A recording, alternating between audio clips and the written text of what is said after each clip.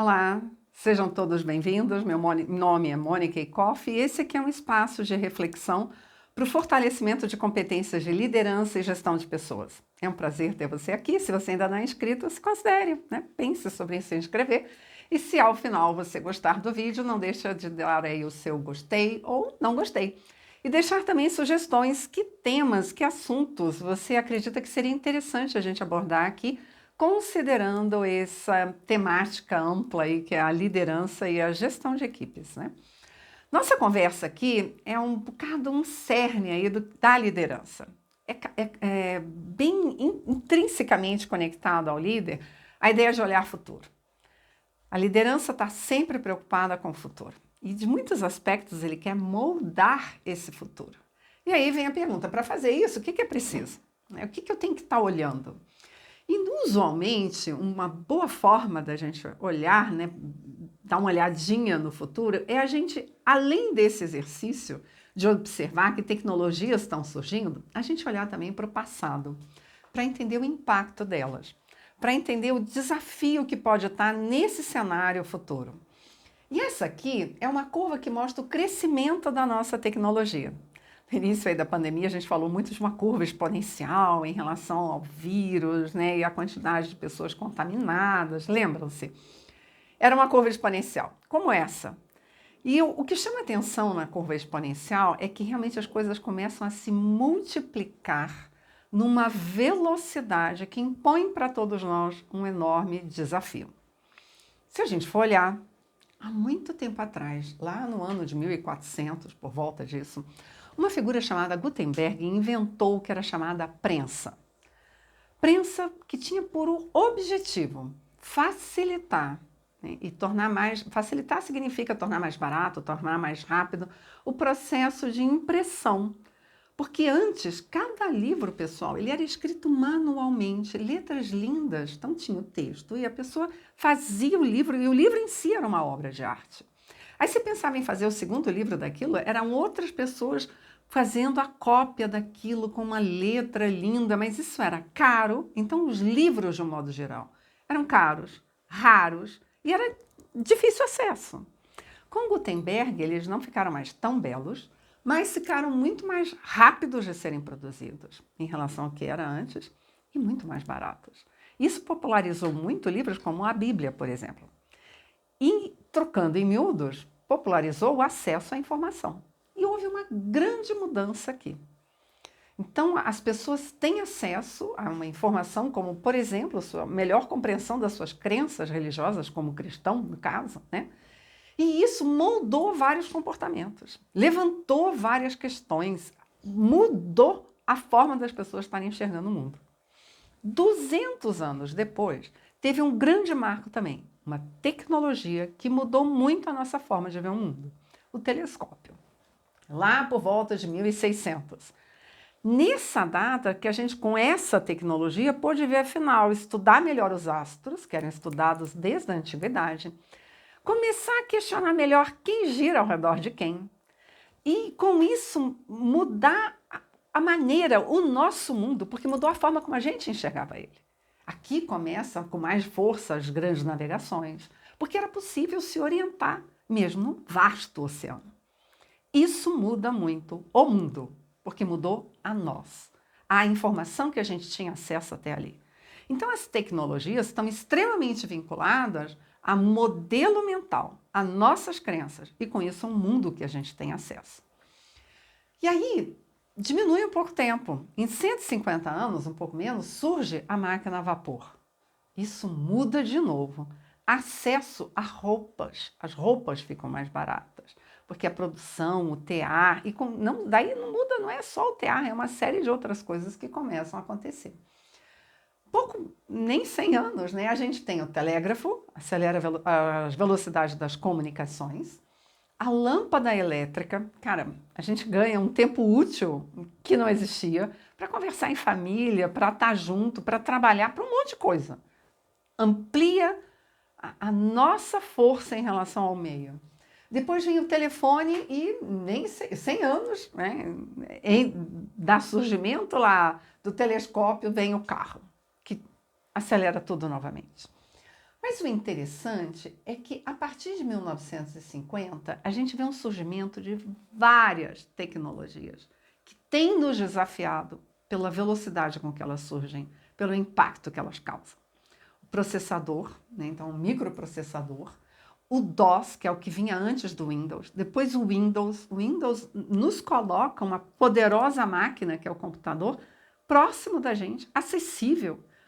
Né? E aí o fax que veio e foi embora, a ideia nossa de comunicação mudou a partir do e-mail, depois vieram as redes sociais, a gente tem o WhatsApp, aí veio, né, o Orkut, aí o Facebook, o Instagram, TikTok. Cada uma dessas tecnologias, plataformas digitais, ampliam nossas possibilidades, mas também nos colocam frente a novos desafios de aprendizagem, novos desafios para lidar com a nossa ansiedade, novas questões em relação a como vemos o mundo. E aí isso só vai se intensificando. Porque hoje o celular, né, a gente tinha o telefone, mas cara, o celular é um smartphone. É uma outra coisa. A gente paga de forma diferente, a gente interage com o sistema financeiro de uma forma diferente, a gente interage com as pessoas de uma forma diferente, no trabalho, em casa. Mudou a nossa, muito, né, da nossa forma de trabalhar e atuar, muito em função da tecnologia. E olhando para frente, a gente vai ter aí a impressora 3D, a inteligência artificial, metaverso, que já estão presentes, ainda bem embrionários, mas é só a gente pensar sobre a embrionária internet no final da década de 90. Aí, eu lembro o Peter Drucker, o pai da administração moderna, falando: a internet vai mudar as nossas vidas. E a gente formatando os primeiros sites para a empresa e pensando, mas isso vai mudar mesmo a vida? Mudou totalmente a nossa vida, a ponto da gente conseguir enfrentar uma pandemia de uma outra forma. Então isso muda, tem um forte impacto. Tem um historiador chamado Yuval Harari que fala que talvez a tecnologia seja de fato o que muda o nosso mindset e aí o nosso mundo. O resto tudo tem um impacto do qual muitas vezes a gente foge, e foge porque é difícil lidar com o desafio do aprender. E aí, olhando esse cenário, teve um grupo que encomendou um estudo para uma universidade inglesa, perguntando assim: o que é necessário como profissional, primeiro profissional, a gente desenvolver para aguentar essas avalanches, né, tecnológicas, de mudança, de desafios. E eles falaram o seguinte: cada vez mais é preciso a gente cultivar esse perfil de aprendiz. É uma abertura, deixar o velho e me abrir para o novo. É muito mais fácil falar do que realmente a gente conseguir estar com essa pegada. Depois, uma capacidade de exercer liderança. Liderança significa eu conseguir exercer influência sobre outros. Trabalhar em equipe e às vezes me permitir ser guiado e às vezes guiar. Essas duas coisas têm que estar muito bem, são habilidades, têm que estar bem trabalhadas. Depois, atuar com criatividade. Comportamentos intraempreendedores. E aqui tem muito a ver com identificar oportunidades e agarrar, entrar em ação diante delas. Quer dizer, assumir risco, lidar com erros, que tem muito a ver com capacidade de aprender, e atuar por projetos. Então, a gente vai estar cada vez mais em grupos que depois se dissolvem, né? Tem o início, o meio e o fim. Por isso que é tão importante também trabalhar em equipe. Então, só aqui nessa conversa, a gente já vê um pouco o quanto que essas características, elas se fortalecem mutuamente uma à outra. Elas estão um pouco interligadas. E aí, na conclusão desse estudo encomendado, o que eles chegaram é o seguinte: será mais fácil a gente conseguir lidar com a automação, com tudo isso que vem para ficar, né, e que vai nos desafiar, se cada vez mais eu me ingressar em projetos que exijam originalidade, e aí eu tenho que fortalecer minhas habilidades relacionadas à criatividade, e tiver grande interação com outras pessoas. Eu tenho que conseguir lidar com gente. Né? Então, assim, eu vejo às vezes as pessoas falam: não, eu gosto de qualquer atividade que não lide com gente. É horrível, né? Não é horrível, pode ser aqui e ali bastante desafiador, mas é o que nos garante um futuro de satisfação, de realização quando a gente olha para o que está não só vindo, né? Já tá posto. Né? E aí, então, se a gente foca no líder, né? o que é líder? Precisa ter habilidade, liderança e trabalhar em equipe, mas o que é um líder? É aquele que constrói pontes para o futuro. Essa é uma característica essencial do líder. Ele promove mudanças, porque ele constrói essas pontes. Ele vê que é para lá, ele define um futuro que para ele está alinhado com seus valores e ele ousa construir essas pontes para chegar lá. Ele promove as mudanças. Ele leva as pessoas que estão no time, que estão com ele, que acreditam também naquele propósito comum, a novos territórios. E com isso é necessário aprender, é necessário atuar em equipe, é necessário ter esse espírito empreendedor de ver as oportunidades, onde é melhor construir uma ponte, onde é melhor tirar a ponte construída, botada em outro lugar. Essas são todas, a demanda que vem quando eu quero assumir liderança. E aí, se a gente for olhar, 5 são fatores essenciais para uma boa liderança aqui. E a gente vai conversar rapidamente sobre eles. Começa tudo no locus interno. E a gente vai falar sobre isso. O segundo ponto é a criatividade. Até está naquela lista do estudo da Universidade Inglesa, a Oxford University. Depois, capacidade de interagir com outros para poder trabalhar em equipe, Tem lá assumir riscos. Isso é essencial para a liderança, assumir riscos. E tem uma outra que não apareceu, que é essencial para trabalhar em equipe, é a habilidade de receber feedback. Como líder, a gente fala bastante em dar feedback. Mas é essencial, isso é uma via de mão dupla. Senão ela não é fortalecida, senão ela não é honesta, ela não é transparente, forte o suficiente para aguentar os desafios da trajetória de se buscar concretizar um projeto. Então é importante eu ter abertura para o feedback. Se eu quero que a minha equipe escute, procure ponderar sobre o meu feedback. Pode ser que meu feedback não tenha nada a ver, então eles não necessariamente têm que aceitar, mas pelo menos parar e refletir, isso é extremamente desejável. Então vamos falar sobre o primeiro, locus interno. O que é isso? Essa expressão, ela teve força, eu não sei se ela surgiu aqui, mas ela ganhou bastante força e visibilidade com um professor em Harvard chamado David McClelland.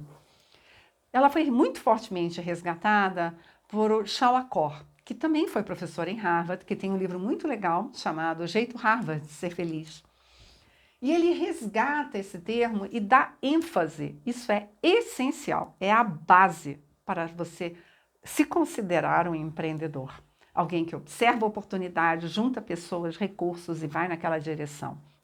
Assume isso, quer gerar valor para o outro. Essa é uma ótima definição para o empreendedor. E o líder, se quer olhar para o futuro, ele tem que ter essa postura. Ele tem que ter isso aqui também. Então, vamos tentar traduzir. Locus é lugar. Interno é dentro, Dentro de mim. Então, o que é o locus interno? É quando eu olho para o mundo e eu não me vejo nem vítima, nem culpada. Como assim, Mônica? É a coragem da gente olhar e se ver como diretor da própria vida. Então, as coisas acontecem e eu não me posiciono como vítima. Às vezes meu pneu furou. Às vezes eu quero fechar uma venda. Ou eu quero fazer uma parceria. E não vai dando certo. Eu posso falar, puxa vida, sempre é assim. Eu não consigo ter determinado cliente de um setor, ou então cliente nenhum, já tentei de tudo. Ou, nossa, eu sempre chego atrasada, esse é o meu jeito mesmo, não tenho o que fazer, porque as pessoas me prenderam na reunião anterior, aí eu chego nessa também atrasada. O meu discurso, a minha fala, ela me enfraquece. Porque apesar de ser extremamente convidativa, é tão bom a gente poder chegar em algum lugar e dizer, desculpa, eu me atrasei, foi o trânsito. Olha que alívio, Apesar de ser extremamente assim, é um alívio, é uma saída fácil, ela está sempre disponível, ela é altamente sabotadora. Porque se a culpa, e aqui é muito melhor a gente usar a palavra responsabilidade, por eu ter chegado atrasada do trânsito, ou eu consigo tirar todos os carros da rua, ou eu jamais vou conseguir chegar num evento, num encontro, numa reunião, no horário certo. É um caos, concorda? Se eu já tentei tudo para buscar um novo projeto, uma parceria, não há mais, eu posso sentar e começar a chorar. Não tem mais nada para fazer. Então, essa postura, apesar de ser tão convidativa, e é importante a gente saber que ela é convidativa, a gente lembrar disso, ela é altamente sabotadora. Ela cancela nossa possibilidade de sucesso. Então, a vida é um reflexo do nosso nível atual, e é importante a gente saber disso. Esse nível não é dado assim, tipo um carimbo, você nasceu, você é ou não é. Não. Nós temos fases. E é importante a gente tomar consciência dessas fases e dizer, nossa, olha, eu tenho esse hábito aqui, que ele, ao invés de fortalecer o locus interno, ele fortalece o externo. O externo é isso, é quando eu tenho a postura da vítima. Quando eu logo identifico eu sou culpada, é como se eu ser culpada é horrível demais, eu ponho logo a culpa no outro, né? Muito, muito melhor. E nós somos bons em fazer isso. E aí a ideia é criar um novo hábito, um hábito onde eu sou a responsável, eu sou a diretora. Então eu vou olhar, cheguei atrasada. Cara, a quantidade de carro na rua mudou drasticamente. Eu não posso mais sair no mesmo horário que eu sempre saía, eu tenho que sair mais cedo. E para isso eu vou ter que acordar mais cedo, eu vou começar a ajustar o tempo, vou escolher a roupa no dia anterior. Eu chamo para mim várias estratégias, pequenos novos hábitos que eu mudo e com isso eu tenho resultados diferentes. Ao invés de estar procurando, quando eu tenho essa mente, não de vítima nem de culpada, mas de protagonista, a responsável por, eu vou olhar o que eu posso fazer, o que eu consigo interferir. Como que eu vou mudar aquela realidade de forma a me potencializar em termos de resultado? E há vários estudos sobre isso que mostram que as pessoas que têm esse tipo de hábito, porque é um hábito, gente, é uma crença, é um comportamento. O que eu posso melhorar? Nossa, eu fui lá, propus um projeto para uma equipe, né, o setor do lado, e ninguém me deu a mínima. Ao invés de sentar e chorar, né, aquele pessoal, são todos uns cretinos, uns estúpidos, né, ignorante.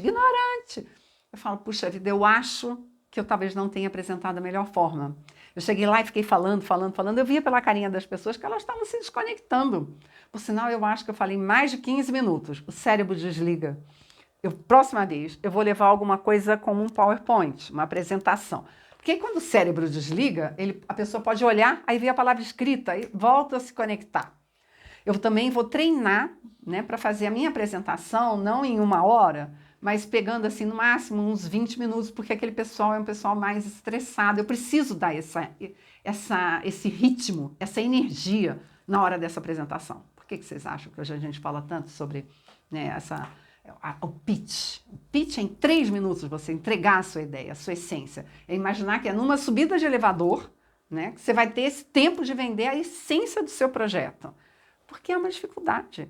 E quem vai treinar o pitch é quem aposta que é possível mudar, né? Que tem essa dentro de si, essa coragem de se ver um aprendiz, um líder primeiro de si mesmo. Isso aqui tem a ver com a essência da liderança a partir de mim, a partir de uma postura corajosa, de mudar hábitos, de mudar crenças e, com isso, moldar o mundo. E aí, a ideia é se responsabilizar. Então, essa coisa do eu não vou falar nada, não ouvi nada, não vi nada, é totalmente anti a postura de um bom líder, uma boa líder, tá? Não fazer nada é fazer alguma coisa. Então, assumir risco é se posicionar. Você precisa disso como líder. A melhor opção é agir com medo.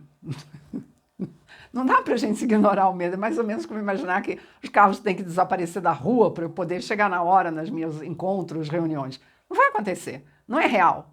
É claro que vai pintar o medo, vai com medo. Por isso a gente planeja, por isso a gente treina, por isso a gente conversa, a gente busca alguma informação, mas depois tem que entrar em cena mesmo, né? E sempre tem essa ideia, não é imaginar que eu não vou errar. Quem faz erra. Tá feliz, porque eu tô fazendo, tá vendo? Aí tá errando, tá tudo bem. Estou aprendendo com esses erros. Essa é a ideia. Essa é o mindset, a crença que a gente deve estabelecer se a gente quer empreender de verdade. E um lindo de empreender de verdade, conversem aí com quem... Se você tem um negócio, você já sabe disso. Se você quer empreender, converse com alguém que já empreenda. Se você está assumindo como gestor, como gestora, veja o quanto você vai conseguir mudar a vida das pessoas ao seu redor. Às vezes a gente vende roupa, você vende um café, você vende o treinamento, você está vendo a mudança na vida das pessoas. É incrível o que isso pode gerar. E isso gera não só pelo produto que a gente entrega, pela energia que está embutida ali. E essa energia nasce aqui.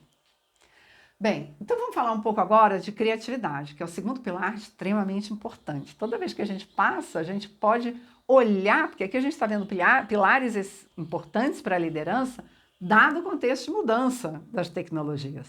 E aí, para os muitos cenários que desafiam a liderança, a gente vai ter pilares distintos.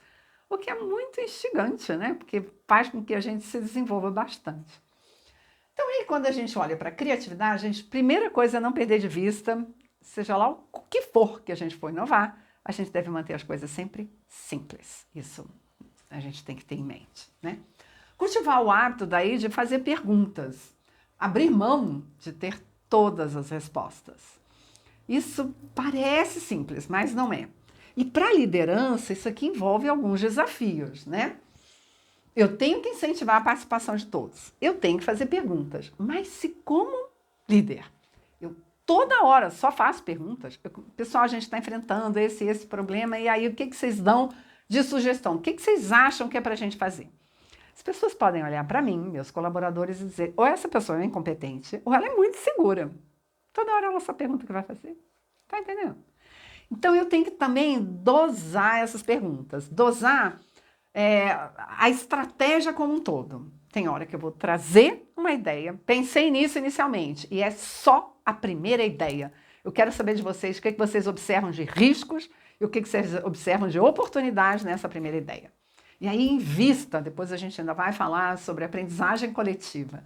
É fantástico esse processo. E aí, outras vezes não. Você vai chegar mesmo com o problema, galera, olha, é isso aqui. E aí, o que vocês estão vendo? Por quê? E aí, as perguntas, e quanto mais abertas, são muito importantes.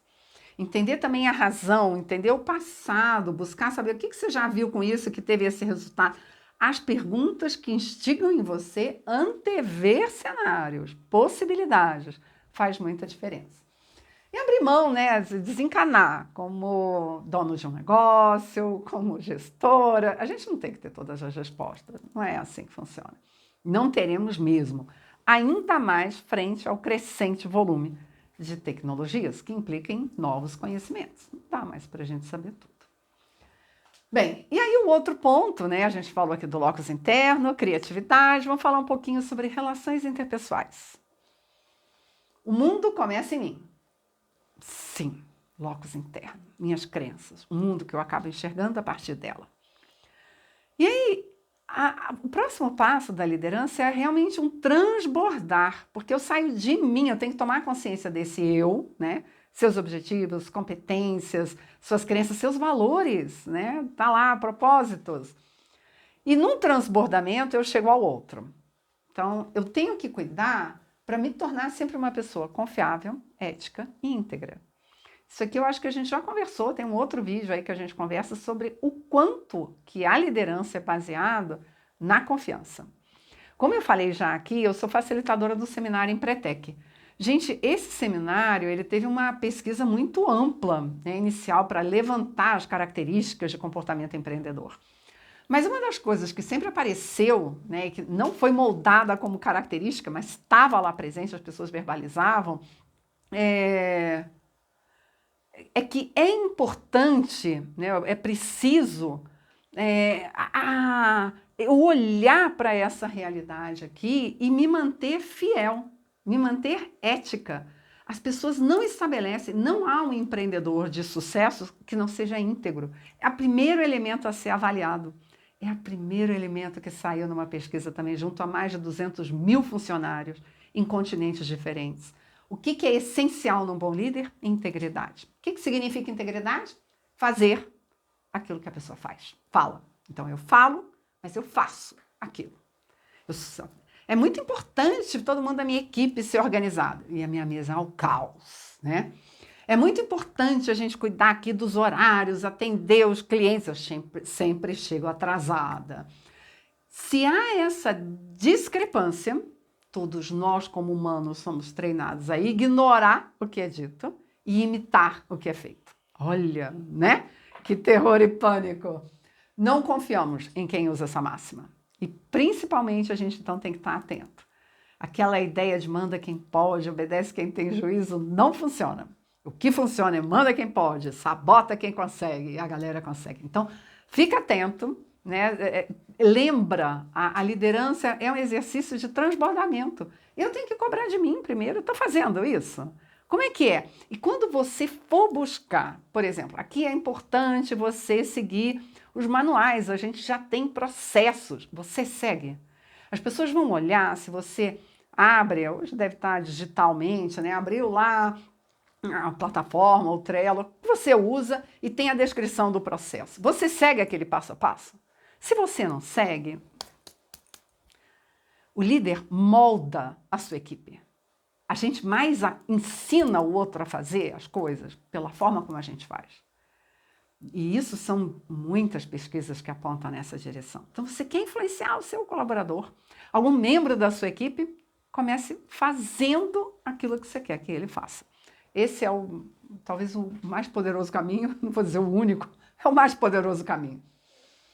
Então, à medida que eu trabalho meu locus interno e eu começo a tomar consciência das minhas emoções, eu começo a tomar consciência dos meus valores principais, das minhas crenças, as limitantes, as impulsionadoras, e eu começo a rever, que eu tenho que olhar para elas e dizer, né, isso foi um hábito que eu fui adquirindo. Às vezes, frente a um incidente grave, me impactou e eu mudei. Às vezes, eu aprendi assim, né, desde pequena, é o hábito que eu trago, é a crença, minha forma de ver o mundo que eu trago. Eu sempre posso mudar. À medida que eu vou moldando isso e vou tomando mais consciência e consigo não reagir, mas agir de forma consciente e deliberada, eu vou exercitando a minha inteligência emocional. Essa inteligência emocional alimenta duas coisas importantes na relação com o outro. A assertividade. Então, eu consegui ser direto, transparente, mas não ofensivo e agressivo. E aí eu consegui também trabalhar a escuta. E a escuta é tão importante quanto a fala para a liderança. E ela usualmente é mais difícil, porque ela envolve bastante nossos níveis de ansiedade. Enquanto a gente escuta, e às vezes fazendo algumas perguntas ou só parafraseando, quer dizer, repetindo com as nossas palavras o que o outro falou, isso costuma ser uma poderosa forma de mentorar, de ajudar o outro a desenvolver-se. Tanto novas competências, mas também como líder. E é um dos grandes papéis do líder, é formar novos líderes. Você ajuda as pessoas a reverem suas crenças, ajuda as pessoas a refinarem sua estratégia pela escuta e boas perguntas. Então, aqui é um ponto-chave para a liderança. Um outro ponto é assumir riscos. E aí, vamos conversar sobre isso, né? Como mulher, às vezes isso pode ser bastante desafiador. Assumir risco, como assim? Né? Eu vejo isso, eu vejo que está num processo lindo de mudança, eu acho que a gente tem que caminhar mais nessa direção.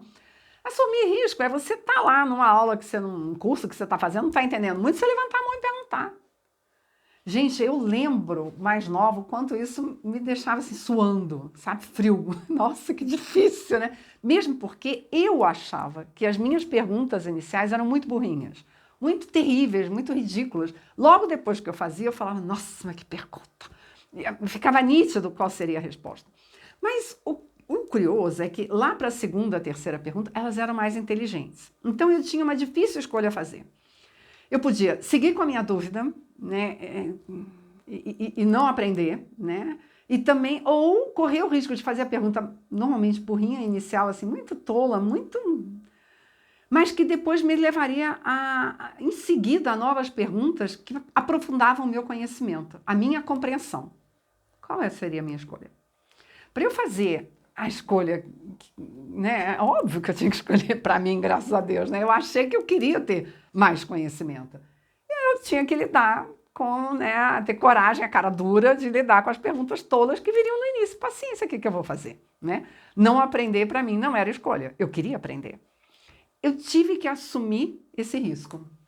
Falar, agir em defesa própria, estar consciente, eu tinha que tomar essa consciência, alerta, impor limites, né? Essa ideia de território, usar essa intuição, pressentimento que é feminino, mas para se colocar. Se a gente utilizar isso só para se fechar e querer ser aceita, não vai dar certo. Treinar, se expor, aprender com os erros, ter um compromisso com o resultado. Isso é muito importante, talvez um pouco mais desafiador para as mulheres. E a gente vai dar uma olhadinha nisso, né? Por quê, né? Cara, pela nossa história evolutiva, a mulher tem espaço nos locais onde há maior civilidade. Se a gente for olhar, né, historicamente, toda vez que há guerra, é a anulação do ambiente civil, né, da civilização. A guerra dissolve tudo, acaba tudo. Deixa de existir um Estado de direito ali. Não há. Quem vai para a guerra? Basicamente homens, porque é um território muito hostil. Então as mulheres, as crianças, os velhos são poupados, eles são protegidos. Isso acaba nos passando mesmo um receio em relação à exposição. Eu saio do meu conforto, eu estou num ambiente, será que é hostil? Às vezes não é hostil, mas eu não quero correr o risco. Tá entendendo? E aí, às vezes, é hostil mesmo. Então, e também a gente vai ter que ver, se eu precisar daquilo, você vai ter que dosar isso, você vai ter que se posicionar. O quão mínimo você vai fazer aquilo, o quanto você vai buscar também de outras possibilidades para sair daquele local e forjar parcerias, clientelas, enfim, outra estratégia fora daquele ambiente, que é muito hostil. E a gente sabe que no mundo dos negócios tem esses ambientes hostis. E aí, não suporte a coisa tóxica. Estabeleça seus limites e saia dali. Mas se posicionar, ter a consciência, utilizar a intuição, o pressentimento para ler isso é fundamental. Senão a gente acaba se esgotando, porque não tomou as rédeas. Tem a ver com o locus interno. A gente abriu mão de ser a diretora da vida. Então eu vou me expor para até testar aquele ambiente, o ambiente que eu quero estar. A expectativa de ser salva, né? Seremos, mas por nós também. Por quê? E isso aqui tem a ver até com mitos, contos, né? Vamos pegar lá o conto da Bela Adormecida. Qual é o papel dela no salvar a situação toda? Dormir, né? E isso, é claro, passa para a gente uma boa mensagem, né? Quer dizer, se a gente encara de outra forma, né? Ela passa uma mensagem. E a mensagem pode ser que, bem, eu como mulher vou esperar que as pessoas deem para mim meu espaço, que me salvem, né? Ou que venha, sei lá, as fadinhas, né? Algo milagroso, no qual o meu papel é praticamente nulo. Eu gosto muito de interpretar esse conto da Bela Adormecida com a Bela Adormecida e o Príncipe como yin e yang, duas faces da mesma moeda. Então é como se nossa alma tivesse, e é a porção feminina, de alguma forma dormindo, mas ela nos chama para a ação. Há uma atração por um amor profundo, né, pela verdade, pela justiça, que são as forças invocadas pelas fadas, até quando abençoam, né, ungem lá a espada do príncipe contra o dragão. E o príncipe é nossa porção masculina, que luta, que estabelece território, que aniquila aquilo que está buscando, né, matar a nossa alma. E nisso busca seus poderes, sua intuição, que são as fadas, né, o seu pressentimento, suas forças internas, mas entra em ação. Então é interessante a gente sempre buscar reinterpretar mitos e contos de forma a nos favorecer. Com isso eu vou fechar, então, nossa, eu não posso contar com ninguém, eu que tenho que fazer tudo. Não, muito cuidado com essa crença. Porque a gente fecha muitas portas para parcerias, para receber, né, trocas, e isso é uma das grandes riquezas e belezas do processo de empreender e liderar, se você está como gestor ou gestora. Então eu tenho que entender que eu também tenho que estar como protagonista e aberta. As pessoas vão querer vir. E que bom que elas queiram estar comigo. E que bom que queiram me ajudar, salvar, né? Me ajudar. Mas eu tenho que estar presente. Eu tenho que estar em ação. E aí essas forças todas fazem parte. Eu estar presente, eu estar em ação tem muito a ver com me expor, colocar a minha ideia, estabelecer meus limites, território, né? Para que eu possa realmente transitar e ter melhores resultados. Por fim, a habilidade de receber feedback. De novo, isso aqui no homem é muito melhor trabalhado do que na mulher. No homem, pessoal, aqui está uma foto de uma pelada, né? E a pelada é 10, né? Eu tenho 3 filhos homens, hoje tudo rapazes, né? E eu via desde pequeno. Você erra uma bola, você não faz o gol, nossa, te xinga, oh meu Deus, acorda, criatura! E tensiona, e briga, e não sei o quê. Terminou? Terminou. Todo mundo se abraça, todo mundo bem, valeu, o que se foi, pô, a próxima vez, fica matutando o que errou, o que podia fazer, fulano já estava cansado, por que eu não te substituí? Tem o foco no resultado e tem um atrito para buscar o resultado. Como mulheres, a gente tem poucas oportunidades de atritar pelo resultado, tá? E poucas possibilidades mesmo. Então, eu tenho que procurar estar atritando aqui para ter o resultado. Eu lembro, às vezes, muito nova, jogando queimada, quando você estava em time oposto a uma amiga e você queimava ela, ela ficava chateada, às vezes, com você uma semana. Tá entendendo? Tá errado.